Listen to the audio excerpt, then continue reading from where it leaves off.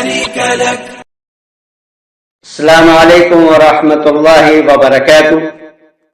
میں آج آپ حضرات کے سامنے بیت اللہ شریف پر تفصیلی گفتگو کروں گا. بیت اللہ جس کو ہم خانہ کعبہ بھی کہتے ہیں، یہ پہلا گھر ہے جو اللہ تبارک و تعالی نے زمین پر بنایا. اس بیت اللہ شریف کا حج اور طواف کیا جاتا ہے. خواتین و حضرات، بیت اللہ کی اونچائی 14 میٹر ہے، جبکہ چوڑائی ہر طرف سے کم و بیش 12 میٹر ہے. خانہ کعبہ کے جو 4 کارنر ہیں، پہلا وہ کارنر ہے جس میں حجر اسود لگا ہوا ہے. دوسرے کونے کا نام رکن عراقی ہے، جہاں سے حتیم شروع ہوتا ہے. حتیم کیا ہے اس پر بھی تفصیل سے بات ہوگی. تیسرے کونے کا نام رکن شامی ہے، جہاں حتیم ختم ہوتا ہے. اور چوتھا کونا رکن یمانی کہلایا جاتا ہے. بیت اللہ شریف کے اندر 3 ستون ہیں. کعبے کے اندر رکن عراقی کے پاس سیڑھیاں ہیں جو کعبے کی چھت تک جاتی ہیں. حدیث شریف میں آتا ہے جس کا مفہوم یہ ہے کہ بیت اللہ پر پہلی نظر پڑھنے پر جو دعا بھی مانگی جاتی ہے وہ اللہ تبارک و تعالی قبول فرماتا ہے. حضور اکرم صلی اللہ علیہ وسلم کی سنت مبارکہ کے مطابق بیت اللہ شریف کو ہر سال غسل بھی دیا جاتا ہے.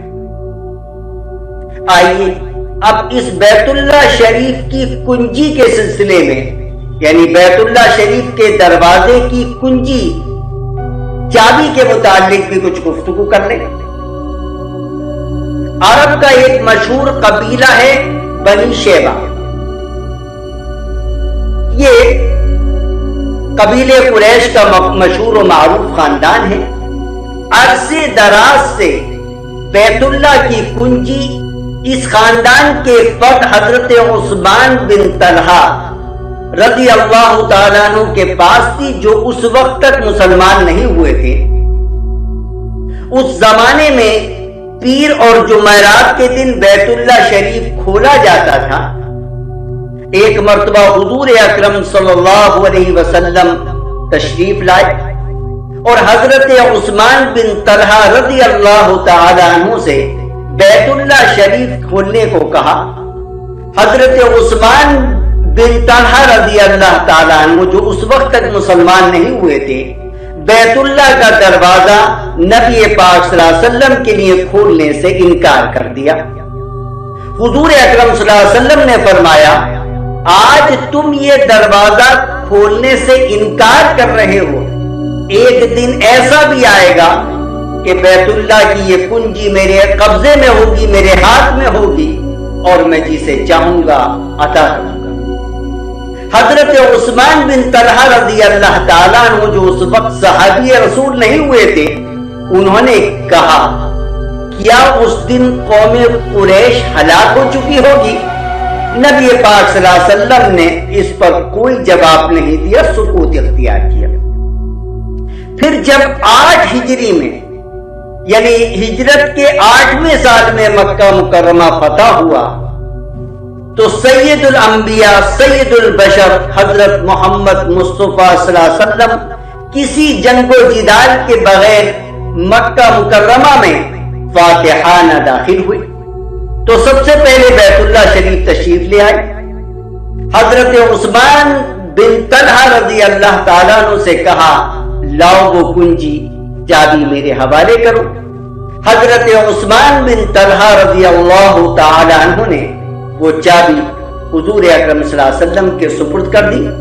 رحمت للعالمین حضرت محمد مصطفیٰ صلی اللہ علیہ وسلم نے کنجی چابی لے کر حضرت عثمان سے مخاطب ہو کر ارشاد فرمایا، میں نے ایک مرتبہ آپ سے چابی مانگی تھی، آپ نے چابی دینے سے انکار کیا تھا، تو اس وقت میں نے آپ سے یہ کہا تھا کہ ایک دن یہ چابی میرے ہاتھ میں ہوگی اور پھر میں جس کو چاہے عطا کروں گا۔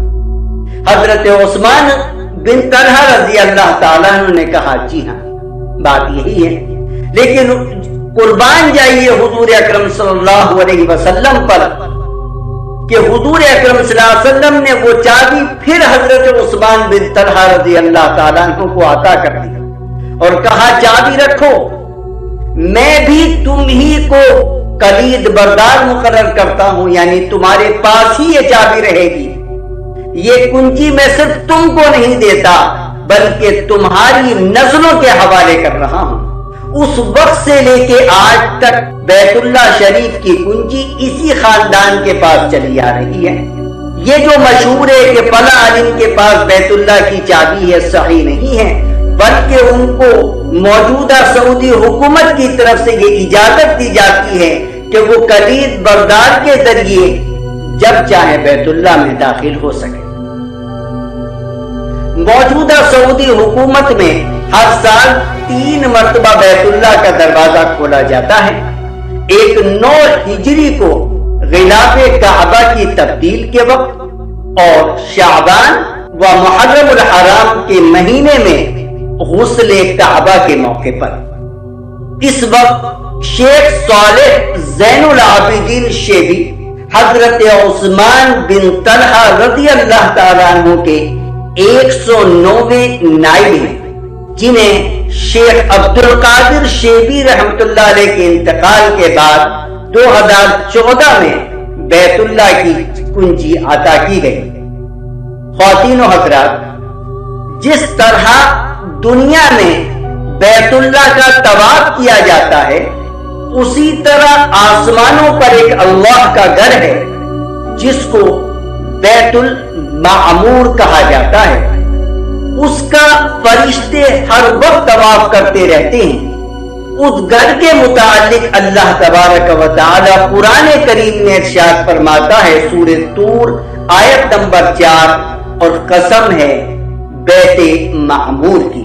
جب حضور اکرم صلی اللہ علیہ وسلم معراج کی رات میں بیت المعمور لے جایا گیا تو حضور اکرم صلی اللہ علیہ وسلم نے حضرت جبرائیل علیہ السلام سے پوچھا یہ کیا ہے؟ حضرت جبرائیل علیہ السلام نے بتلایا کہ یہ بیت معمور ہے، روزانہ 70,000 فرشتے اس کا طواف کرتے ہیں، پھر ان کی باری دوبارہ قیامت تک نہیں آتی۔ یہ حدیث مبارک نبی پاک صلی اللہ علیہ وسلم کا یہ واقعہ حدیث کی تقریباً ہر مشہور و معروف کتاب کے اندر موجود ہے۔ طبری کی روایت سے معلوم ہوتا ہے کہ بیت المعمور بیت اللہ کے بالکل اوپر آسمان پر ہے۔ ایک روایت میں آتا ہے کہ شب معراج میں رسول اللہ صلی اللہ علیہ وسلم جب بیت معمور پہنچے تو دیکھا حضرت ابراہیم علیہ السلام اس کی دیوار سے ٹیک لگائے بیٹھے ہیں۔ بعض روایت سے معلوم ہوتا ہے کہ بیت معمور 7ویں آسمان پر ہے۔ تو جس طرح سے دنیا میں اللہ کا گھر ہے جس کو ہم خانہ کعبہ کہتے ہیں، بیت اللہ شریف کہتے ہیں، ٹھیک اس کے اوپر آسمانوں میں ایک اللہ کا گھر ہے جس کو بیت المعمور کہا جاتا ہے۔ جس طرح سے دنیا میں خانہ کعبہ کا ہر وقت طواف کیا جاتا ہے، اسی طرح سے بیت المعمور کا بھی ہر وقت طواف کیا جاتا ہے۔ اب جو دنیا میں بیت اللہ شریف موجود ہے اس کی تعمیریں کب ہوئی؟ ظاہر ہے بڑا طویل عرصہ ہے، جب سے یہ دنیا وجود میں آئی ہے تب سے یہ بیت اللہ موجود ہے، بلکہ دنیا کی ابتدا اسی جگہ سے ہوئی ہے۔ لیکن جو خاص تعمیریں ہوئی ہیں وہ میں آپ کے سامنے پیش کر رہا ہوں۔ سب سے پہلے اس کی تعمیر فرشتوں نے کی حضرت آدم علیہ السلام کی پیدائش سے قبل۔ اس کے بعد حضرت آدم علیہ السلام کی تعمیر، حضرت شیش علیہ السلام کی تعمیر، اور حضرت ابراہیم علیہ السلام اور ان کے بیٹے حضرت اسماعیل علیہ السلام نے اس خانہ کعبہ کو مل کر تعمیر کیا تھا، جس کا ذکر قرآن کریم میں بار بار بیان کیا گیا ہے۔ اسی طرح سے عرب کے دو مشہور قبیلے ہیں عمالقہ اور جرہم، انہوں نے بھی اس کی تعمیر کی۔ قصی جو حضور اکرم صلی اللہ علیہ وسلم کے 5ویں پشت میں دادا ہیں، ان کی بھی بیت اللہ کی تعمیر جو ہے مشہور ہے۔ قریش کی تعمیر، اس وقت نبی پاک صلی اللہ علیہ وسلم کی عمر مبارک 35 سال تھی، یعنی نبوت سے قبل کا یہ واقعہ ہے۔ اس وقت آپ نے اپنے دست مبارک سے ہی حجر اسود کو بیت اللہ کی دیوار میں لگایا تھا۔ 64 ہجری میں حضرت عبداللہ بن زبیر رضی اللہ تعالیٰ عنہ نے حتیم کے حصے کو کعبے میں شامل کر کے دوبارہ تعمیر کی تھی اور دروازے کو زمین کے قریب کر دیا تھا اور دوسرا دروازہ اس کے مقابل دیوار میں قائم کر دیا تھا، تاکہ ہر شخص سہولت سے ایک دروازے سے بیت اللہ شریف میں داخل ہو اور دوسرے دروازے سے نکل جائے۔ حضور اکرم صلی اللہ علیہ وسلم کی خواہش بھی یہی تھی۔ 73 ہجری میں حجاج ابن یوسف نے کعبے کو دوبارہ قدیم طرز کے موافق بنا دیا، یعنی حتیم کی جانب سے دیوار پیچھے کو ہٹا دی اور دروازہ اونچا کر دیا اور دوسرا دروازہ بند کر دیا۔ اس کے بعد کچھ اور ترمیمات بھی ہوئی ہیں، لیکن یہ بیت اللہ شریف کی مشہور و معروف تعمیریں ہیں۔ لبیک اللہم لبیک لبیک لا شریک لک لبیک ان الحمد والنعمت لک والملک لا شریک لک۔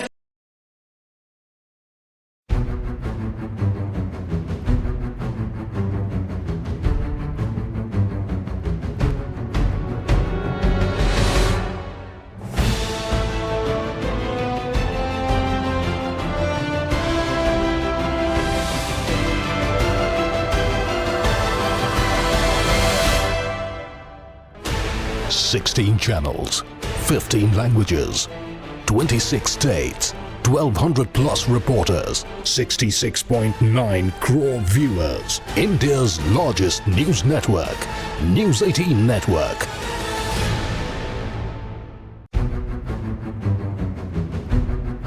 لبیک اللہم لبیک لبیک لا شریک لک لبیک ان الحمد والنعمت لک والملک لا شریک لک۔ مؤرخین کا خیال ہے کہ سب سے پہلے حضرت اسماعیل علیہ السلام نے پہلا غلاف خانہ کعبہ پر چڑھایا تھا۔ اس کے بعد عدنان نے کعبے کا غلاف چڑھایا، جو نبی پاک صلی اللہ علیہ وسلم کے 20ویں پشت میں دادا ہیں۔ یمن کے بادشاہ نے ظہور اسلام سے 700 سال قبل بھی خانہ کعبہ پر غلاف چڑھایا۔ زمانے جاہلیت میں بھی خانہ کعبہ کو غلاف چڑھانے کا سلسلہ جاری رہا۔ حضور اکرم صلی اللہ علیہ وسلم نے فتح مکہ کے دن یمن کا بنا ہوا کالے رنگ کا غلاف کعبہ شریف پر چڑھایا۔ آپ صلی اللہ علیہ وسلم کے بعد حضرت ابو صدیق نے سفید کپڑا چڑھایا۔ حضرت عمر فاروق اور حضرت عثمان غنی نے اپنی اپنی خلافت کے زمانے میں نئے نئے غلاف بیت اللہ شریف پر چڑھائے۔ خلافت بنو امیہ کے 91 سالوں کے اقتدار میں اور پھر بنو عباس کے 500 سال کے زمانے میں یہ سلسلہ باقاعدہ جاری رہا، کبھی سفید رنگ کا کبھی سیاہ رنگ کا، مگر 575 ہجری سے آج تک غلاف کالے رنگ کا ہی چڑھایا جاتا ہے۔ اب جیسا کہ اوپر تذکرہ آیا تھا، بات پہلے بیان کی گئی تھی حتیم، تو آئیے سمجھیے حتیم کیا ہے۔ حتیم دراصل بیت اللہ کا حصہ ہے۔ زمانے جاہلیت میں، یعنی حضور اکرم صلی اللہ علیہ وسلم کو نبی بنائے جانے سے قبل 35 سال جب آپ کی عمر تھی، جب بیت اللہ شریف کی تعمیر کی گئی، تو اس وقت اتنی حلال کمائی میسر نہ ہو سکی کہ بیت اللہ شریف کو مکمل بنایا جاتا، تو کچھ حصہ بیت اللہ شریف کا چھوڑ دیا گیا، چھوڑ کر باقی حصے میں خانہ کعبہ کی تعمیر کی گئی، اور یہ حصہ جو چھوڑا گیا تھا اس کو تھوڑی سی باؤنڈری کر دی گئی۔ یہی علاقہ حتیم کہلایا جاتا ہے۔ اب جیسے کہ میں نے آپ کو بتلایا تھا کہ بیت اللہ شریف کے 4 کارنر ہیں، ایک کارنر پر حجر اسود لگا ہوا ہے۔ حجر اسود کے استلام سے ہی، یعنی اس کو بوسہ لے کر یا اس کی طرف ہاتھ سے اشارہ کر کے اس کا بوسہ لے کر اس طرح سے طواف شروع کیا جاتا ہے۔ حضور اکرم صلی اللہ علیہ وسلم نے ارشاد فرمایا، حجر اسود اور مقام ابراہیم قیمتی پتھروں میں سے 2 پتھر ہیں، اللہ تعالیٰ نے دونوں پتھروں کی روشنی ختم کر دی ہے۔ اگر ایسا نہ کرتا تو دونوں پتھر مشرق اور مغرب کے درمیان ہر چیز کو روشن کر دیتے۔ اسی طرح حضور اکرم صلی اللہ علیہ وسلم نے ارشاد فرمایا، حجر اسود جنت سے اترا ہوا پتھر ہے جو کہ دودھ سے زیادہ سفید تھا، لیکن لوگوں کے گناہوں نے اسے سیاہ کر دیا ہے۔ حضرت عبداللہ ابن عباس سے روایت ہے کہ نبی اکرم صلی اللہ علیہ وسلم نے ارشاد فرمایا، حجر اسود کو اللہ جل شانہ قیامت کے دن ایسی حالت میں اٹھائیں گے کہ اس کی 2 آنکھیں ہوں گی جن سے وہ دیکھے گا، اور زبان ہوگی جن سے وہ بولے گا، اور گواہی دے گا اس شخص کے حق میں جس نے اس کا حق کے ساتھ بوسہ لیا۔ حضرت عبداللہ بن عمر رضی اللہ تعالیٰ عنہ سے روایت ہے کہ حضور اکرم صلی اللہ علیہ وسلم نے ارشاد فرمایا، ان دونوں پتھروں کو چھونا گناہوں کو مٹاتا ہے۔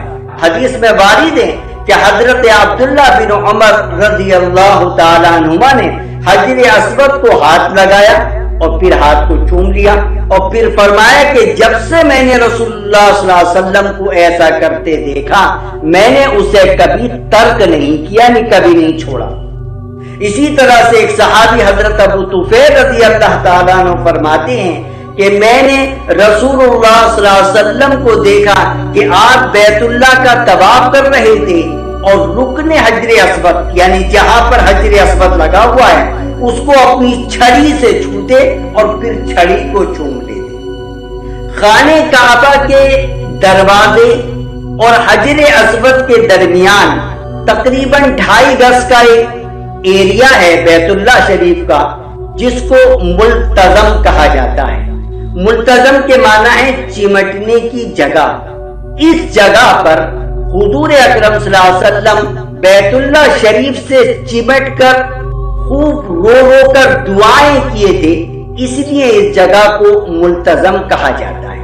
یقیناً بھیڑ بہت زیادہ ہوتی ہے، لیکن جب بھی آپ کو موقع مل جائے ضرور وہاں جائیں اور اس جگہ پر چمٹ کر خوب رو رو کر دعائیں مانگیں، اپنے لیے، اپنے بچوں کے لیے، اور خاص طور پر اس پوری امت کے لیے کہ اللہ تبارک و تعالی پوری امت مسلمہ کو ہدایت عطا فرما، اللہ تبارک و تعالی پوری انسانیت کو ہدایت عطا فرما، اللہ تبارک و تعالی خاص طور پہ اس سال جو عازمین حج کرنے کے لیے جا رہے ہیں ان سے درخواست ہے کہ وہ وہاں پہنچ کر دعا کریں کہ اللہ تبارک و تعالی کورونا وبائی مرض جو دنیا میں اس وقت پھیلا ہوا ہے، اللہ تبارک و تعالی اس کے خاتمے کا اور ہم سب کی اس وبائی مرض سے حفاظت کا فیصلہ فرمائے۔ حجر اسود پہلا کارنر ہوا، اس کے بعد دوسرا رکن عراقی جہاں سے حتیم شروع ہوتا ہے، تیسرا کارنر رکن شامی ہے جہاں پر حتیم ختم ہو جاتا ہے، اور اس کے بعد جو چوتھا کارنر ہوگا اس کو بولتے ہیں رکن یمن۔ تو بیت اللہ کے آخری کارنر کو یعنی حجر اسود سے پہلا والا جو کونا ہے اس کو کہا جاتا ہے رکن یمانی۔ رکن یمانی پر بھی ایک پتھر لگا ہوا ہے۔ رکن یمانی پر لگے ہوئے پتھر کو چھونا گناہوں کو مٹاتا ہے۔ اس پتھر کو چھو کر چومنا نہیں ہے، اس پتھر کی طرف اشارہ نہیں کرنا ہے۔ جو ہمارے نبی اکرم صلی اللہ علیہ وسلم کی سنت ہے وہ یہ ہے کہ ہم اس پتھر کو جا کر چھوئیں۔ رکن یمانی پر 70 فرشتے مقرر ہیں۔ یہ شخص وہاں جا کر یہ دعا پڑھے، ربنا آتنا فی الدنیا حسنہ وفی الآخرۃ حسنہ وقنا عذاب النار، تو وہ سب فرشتے آمین کہتے ہیں۔ آمین کا مطلب آپ سمجھتے ہیں، اے اللہ اس شخص کی دعا قبول فرما۔ کبھی امام صاحب دعا کراتے ہیں یا کوئی مولانا صاحب دعا کراتے ہیں تو ہم سب مل کر آمین کہتے ہیں۔ آمین کا مطلب ہوتا ہے اے اللہ اس دعا کو قبولیت سے نوازی، اے اللہ اس دعا کو قبول فرما۔ بیت اللہ شریف کے بالکل قریب ایک جگہ ہے جس کو بولتے ہیں مقام ابراہیم۔ یہ ایک پتھر ہے جس پر کھڑے ہو کر حضرت ابراہیم علیہ السلام نے کعبے کی تعمیر فرمائی تھی۔ اس پتھر پر حضرت ابراہیم علیہ السلام کے قدموں کے پیروں کے نشانات ہیں۔ یہ کعبے کے سامنے ایک جالی دار شیشے کے چھوٹے سے قبے میں محفوظ ہے، جس کے اطراف میں پیتل کی خوشنما جالی نصب کر دی گئی ہے۔ حجر اسود کی طرح یہ پتھر بھی جنت سے لایا گیا ہے۔ اللہ تبارک و تعالی نے اس کی روشنی ختم کر دی ہے۔ اگر اللہ تعالی ایسا نہ کرتا تو یہ مشرق اور مغرب کے درمیان ہر چیز کو روشن کر دیتا۔ نیوز 18 کے توسط سے ہم حاجیوں کے لیے بتلانا چاہتے ہیں کہ طواف کس طرح کیا جائے۔ تو سب سے پہلے انہیں بیت اللہ شریف کے اس کارنر کے سامنے آنا ہوگا جس کارنر پر حجر اسود لگا ہوا ہے۔ کارنر کے سامنے آنے کے بعد حجر اسود کا استلام کریں۔ استلام کی 3 شکلیں ہیں، یا تو آپ اس کا بوسہ لیں یا اس پر ہاتھ ٹچ کر کے ہاتھ کا بوسہ لیں، اور تیسری شکل یہ ہے کہ آپ اس کی طرف ہاتھ کر کے ہاتھ کا بوسہ لیں، اور اس کے بعد بیت اللہ شریف کو بائیں کندھے کے مقابل کر کے بیت اللہ شریف کا طواف شروع کریں۔ اس طرح طواف کریں کہ آپ کا چہرہ، آپ کا سینہ جو ہے وہ سامنے کی طرف ہو اور بیت اللہ شریف آپ کے بائیں طرف ہو۔ اس دوران آپ پہلا راؤنڈ لگائیں گے، پھر اس کے اور حتیم کے باہر سے جائیں گے، حتیم کے اندر سے نہیں۔ پہلے میں بات یہ بتلا چکا ہوں کہ حتیم بھی خانہ کعبہ کا حصہ ہے، تو ہمیں طواف حتیم کے باہر سے کرنا ہے۔ تو پہلا کارنر آئے گا جس کو رکن عراقی بولتے ہیں، اس کے بعد رکن شامی، پھر رکن یمانی۔ رکن یمانی اور حجر اسود کے درمیان اگر یہ دعا یاد ہو، یقیناً یاد ہوتی ہے، ربنا آتنا فی الدنیا حسنہ وفی الآخرۃ حسنہ وقنا عذاب النار۔ اس دعا کو بار بار پڑھیں۔ باقی اس پورے چکر میں قرآن کی تلاوت کریں، تسبیح پڑھیں یا کوئی بھی دعا مانگے، پر آپ بغیر ہاتھ اٹھائے سیدھے چلتے رہیں۔ خانہ کعبہ آپ کے بائیں کندھے، بائیں شولڈر کے مقابل۔ جب حجر اسود کے قریب آئیں گے پھر آپ استلام کریں گے۔ اس طرح سے پہلا چکر ہو گیا، پھر دوسرا، پھر تیسرا، پھر چوتھا، پھر 5واں، پھر 6واں، پھر 7واں۔ طواف میں 7 چکر ہوتے ہیں۔ طواف کے بعد 2 رکعت نماز پڑھی جاتی ہے۔ طواف کے لیے وضو ضروری ہے، بغیر وضو کے طواف نہیں کیا جا سکتا۔ یہ بہرحال میں نے آپ کو بیت اللہ شریف اور طواف کے متعلق کچھ باتیں ذکر کی، اور اللہ تبارک و تعالی اس وبائی مرض کے خاتمے کا فیصلہ فرما دے تاکہ آئندہ سال دنیا کے چپے چپے سے عازمین حج لبیک اللہم لبیک لبیک لا شریک لک لبیک ان الحمد والنعمت لک والملک لا شریک لک، یہ حج کا ترانہ ہے۔ حج کا ترانہ پڑھتے ہوئے مکہ مکرمہ کی سرزمین پہنچے۔ میں آخر میں نیوز 18 اردو کا شکر گزار ہوں کہ انہوں نے بیت اللہ شریف پر تقریباً آدھے گھنٹے کا پروگرام آپ حضرات کے سامنے پیش کرنے کا موقع دیا، کہ جس سے بیت اللہ شریف کی تاریخ بھی معلوم ہوئی اور خانہ کعبہ پر جو غلاف چڑھایا جاتا ہے اس کی بھی تاریخ معلوم ہوئی، اور بیت اللہ شریف کا طواف کس طرح سے کیا جاتا ہے یہ بھی معلوم ہوئی۔ لبیک اللہم لبیک لبیک لا شریک لک لبیک ان الحمد والنعمت لک والملک لا شریک لک۔